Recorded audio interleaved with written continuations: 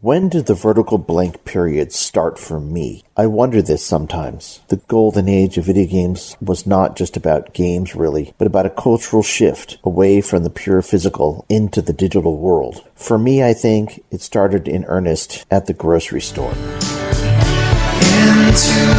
the vertical blank generation Atari.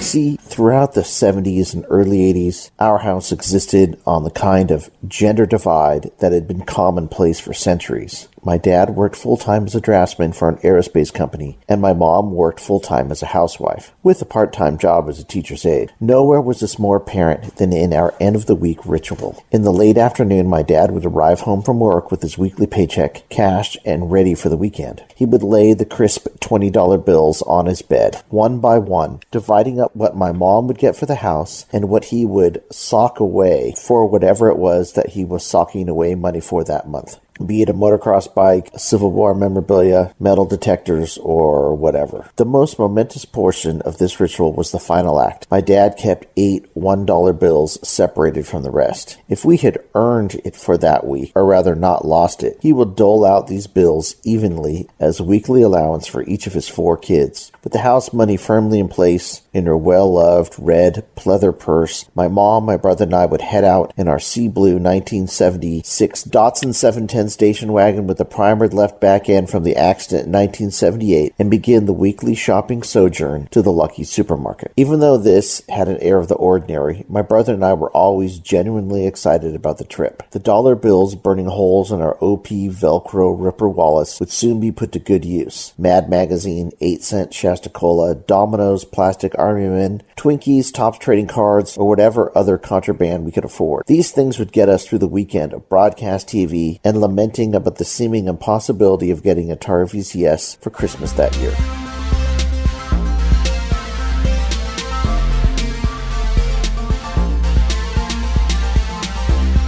On one particular Friday night in the autumn of 1981, after we helped our mom select stuff like individually wrapped cheese balls, peanut butter Captain Crunch, and Fresca, my brother and I snuck to the magazine rack to try the Mad fold-in and see if the current issue was worth buying. On that night in particular, before my eyes could reach the cover of Mad, they fixed on something totally unexpected. Sitting right next to the new issue of Games magazine was a new magazine that I had never seen before, with the intriguing name Electronic Games and the subtitle Video Games, Computer Games, Standalone Games, Arcades. I quickly grabbed the magazine and started paging through it, which is not my usual course of action. It was common knowledge then that browsing the magazine rack was a bit of a sordid endeavor, usually saved for homeless people or dudes trying to sneak a look at Playboy or Penthouse. However, the appearance of Electronic Games changed all the rules for me. I opened the magazine immediately to an advertisement for Activision Tennis. This seemingly innocuous event had a fairly huge impact on me at the time. The name Atari, synonymous with video games in my head for several years, now made room for Activision. I had no clue what the size of either company was, and it did not matter. In an instant, the size and scope of the virtual video game world expanded twofold. At the same time, the game tennis looked amazing. Gone were the simple rectangles and squares on a flat screen to simulate sports in an Atari VCS game like in Pong or Video Olympics. Here was a game that fully realized 3D characters and a 3D tennis court. I scanned a few more random pages, and my cognition of the virtual world of video games multiplied each time. Each advertisement made a strong and lasting impression on me. George Plimpton showing Major League Baseball for the Intellivision Intelligent Television from Mattel, the company located down the street from me in Hawthorne, California, who created one of my first loves in my kid life, Hot Wheels. A pencil-drawn Godzilla advertising Crush, Crumble, and Chomp from a company with a name that implied massive scope, Epix. A game named Quest for the Rings for the Odyssey 2 that looked like a combination of a board game and a computer game with illustrations that reminded me of the Ralph Bakshi cartoon version of The Hobbit, a fantasy realm of unthinkable size and scope. It was almost too much to handle. I felt my breath get short, my heart quickening, and the overwhelming sense that I'd been missing something.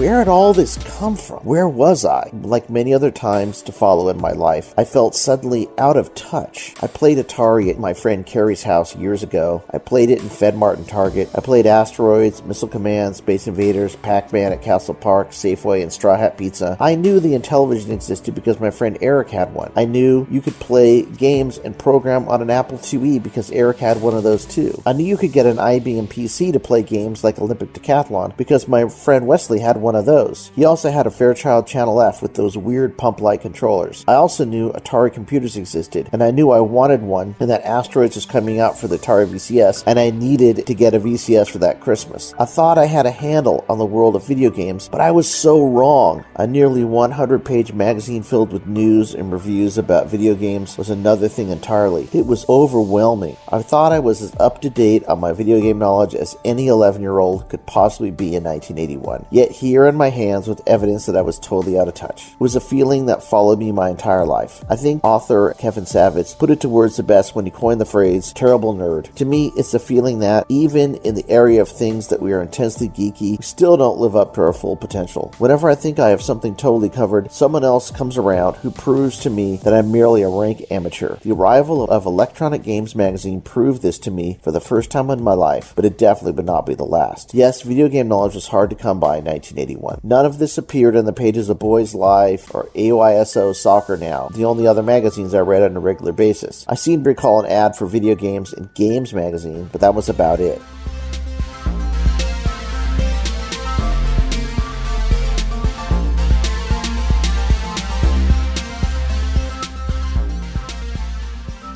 Cognizant that paging through a magazine at Lucky Supermarket was a frowned-upon activity, I closed it and took another look at the cover. Electronic Game. The name held so much promise. The word games. When you're 11 years old, is there a better word in the English language? Electronic. The word seems so space-age and so advanced. For years, my brother and I tried to make our own games to fill the void of not having our own Atari VCS. We tried everything from makeshift games on an Etch-a-Sketch to making rudimentary pinball games from spare rubber bands and light bulbs and motors in the garage. But our actual ownership of electronics had been quite minimal, which made the title all the more alluring. We did have a few games that were electronic, I guess. Mattel handheld football, basketball, and baseball, but they were very limited in scope. Some blinking red LEDs, beeps, and colorful buttons, but most of the time played out in your mind as opposed to in your hands. Our only previous personal ownership scrape with actual video games came when my dad bought us a heavily discounted Tandy Video Scoreboard Pong unit for our previous birthday. But the less said about that, the better. There was no color, and the sound came out of the unit as opposed to the TV. Even in 1981, it felt ancient. We hid it under the TV when our friends came over. It also broke down after just a few uses, the video signal warping every time we tried to turn on the power. By contrast, nothing about Electronic Games magazine appeared this limited in scope, ancient, or broken in any way. It felt wide open and huge, like a kingdom of vast riches laid before us. At that historic moment, in the magazine section of Lucky Supermarket, next to the party favors and greeting cards, across from the vegetable sprayer, all I cared about was the fact that I was holding the future in my very hands.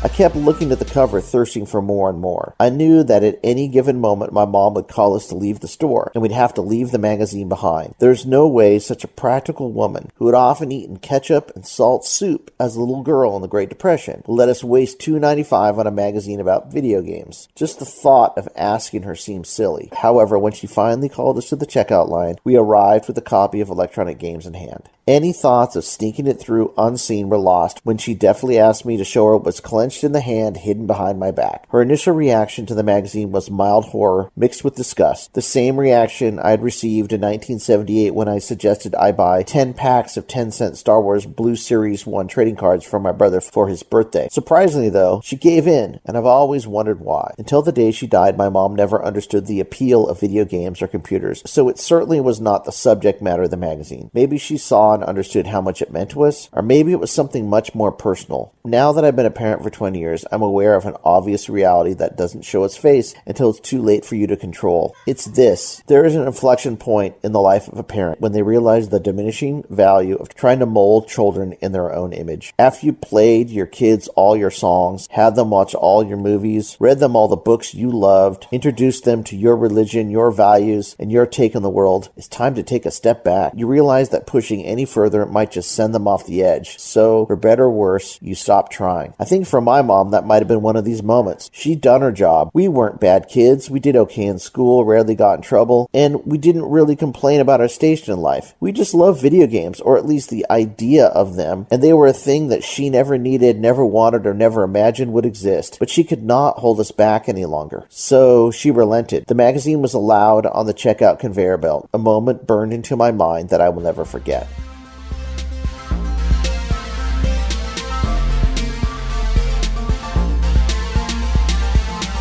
My brother and I split the cost of the magazine and took it home. We helped my mom bring the grocery bags in the house. Then we went to our room and dove in. I sat on the edge of my bed, and my brother pushed over my shoulder so he could look as well. I turned past the first page ads, the table of contents, and fixed my eyes on these words in the editorial written by someone named Frank Laney Jr. It started like this. Did you know that you're a member of the world's fastest growing hobby group? No. As a matter of fact, I had no idea. In fact, I never felt part of anything before. Well, okay, soccer and baseball teams maybe, but they were short-lived. As soon as the season was over, so was the camaraderie. The one time we stood in line to see Darth Vader, Chewbacca, and the Stormtrooper parade through Toys R Us in September 1987, it felt a bit like camaraderie maybe, at least for a couple hours, but this seemed completely different.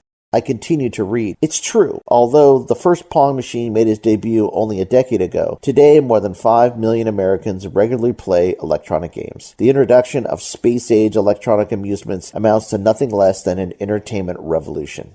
A member of a revolution? I'd never thought it was possible. I watched other revolutions pass me by. TV shows kept telling me that the 60s was a counterculture revolution, but I was born too late. The punk rock my sisters were so involved in appeared to be a revolution too, but I was too young for that as well. But electronic games to me truly was revolutionary. It was the first of its kind, a monthly publication dedicated to video games and other video game phenomena. The magazine started as a series of Arcade Alley columns in Video Magazine in 1980, written by Bill Kunkel and Arnie Katz, and championed by Bruce Apar, editor for Video Magazine. Katz and Kunkel were friends since the early 70s, turning their passion for pro wrestling into a radio show, and then one of the first pro wrestling magazines. When that failed to catch on, they wanted to try to make a living at something fun. The seed of that idea blossomed into Arcade Alley, the success of which proved to Reese Publications, the publisher of Video Magazine, that a video game magazine might have a chance for success. Kunkel and Katz pitched the idea, and before the end of 1981, they had their first issue published. By 1982, Electronic Games became the authority on video games, and along with it, writers Arnie Katz, Bill Kunkel, and Joyce Worley became household names to video game fans in the USA. The basic design of Electronic Games magazine, editorial, news, letters, previews, reviews, strategy section, was copied by every major video game publication that followed, and the structure can still be seen today in most video and computer game magazines.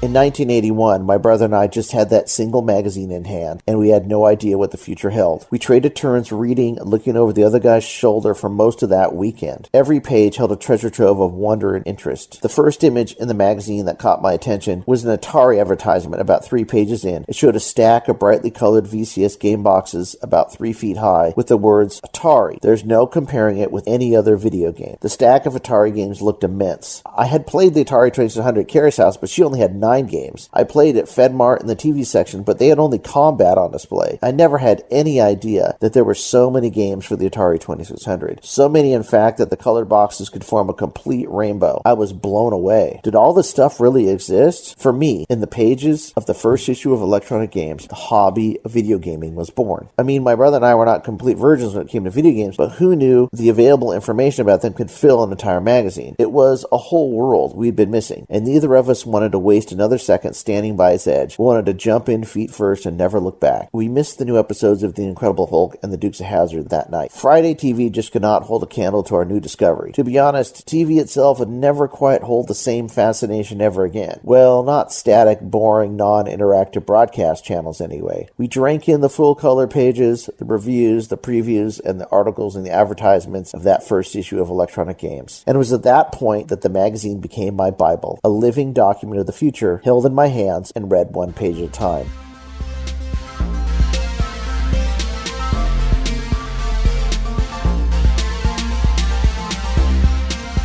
I returned to Electronic Games every month for the next 3.5 years. In its pages, my childhood obsession was documented. The ups and downs of the industry, console releases, and new game reviews. In those pages, I learned about the Atari System X, the disappointment of VCS Pac-Man, and the wonder that was the Arcadia Supercharger. I read previews for the movie Tron, salivated over the ColecoVision, and was blown completely away by the GCE Vectrex. It was also in those pages that I read about the great video game shakeout, saw Dragon's Lair, the Laserdisc game, for the first time, and learned that home computers would be the next big thing. Then in early 1985, it all went away. The magazine stopped publishing. Atari was a shadow of its former self. Video games were heavily discounted, and most disappeared from stores entirely. And I moved on. Just about the same time, my dad took my brother and I to see the movie The Breakfast Club, and I was suddenly thrust into a teenage world of rock and roll, girls, failing academics, terrible poetry, rebellion, and serious introspection, the likes of which I would not escape for a very long time.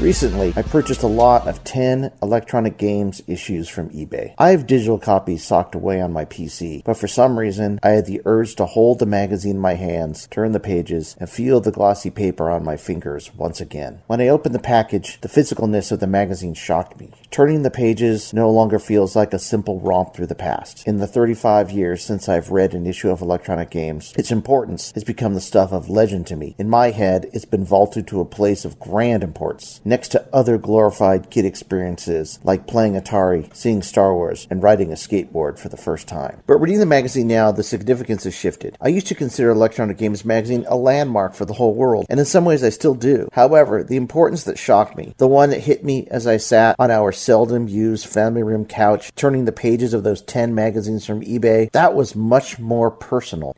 It became clear to me that I could only try so hard to explain and show the implications of the golden age to the generations that followed. At some point, I have to look inward. If younger generations don't get it, does it still matter? Maybe. It matters to me anyway. As I turn each page, I'm reminded of the news, products, and people that have long since passed from history. Their meaning lost in an era that was buried figuratively by time and quite literally in Alamogordo, Texas. To me, those pages are now like the pages in a photo album. Their significance changing over time as I grow and change myself and alter my perception as the years pile on. In hindsight, it was such a short time. A blip in my life, really. Why was it so important? Why do I feel drawn back to the pages of Electronic Games magazine and to journalists like Arnie Katz, Bill Kunkel, and Joyce Worley, the ones who documented the era in real time? I can't explain it exactly, but I know this for sure. Electronic Games magazine does not just live in my vertical blank. It forms the entire damn foundation of my vertical blank.